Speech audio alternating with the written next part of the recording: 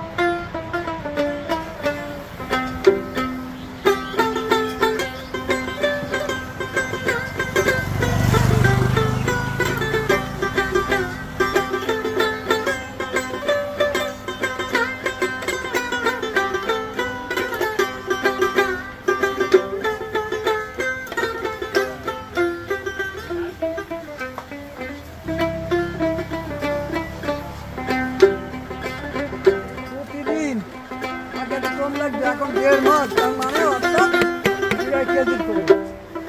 1 KG মুড়ি দেয় না ইঁদুরে? এই যে ডাল, হ্যাঁ, আপনার তেল ফেল না দিলে ওরা খাবেন না। ও তেল মশলা দিয়ে মুড়ি মাখাই দেওয়া লাগবে? শুকনো মানে খাবেন, শুকনো খাবে না? মুড়ি না ওরা বদ্ধ, আমার তো বদ্ধ।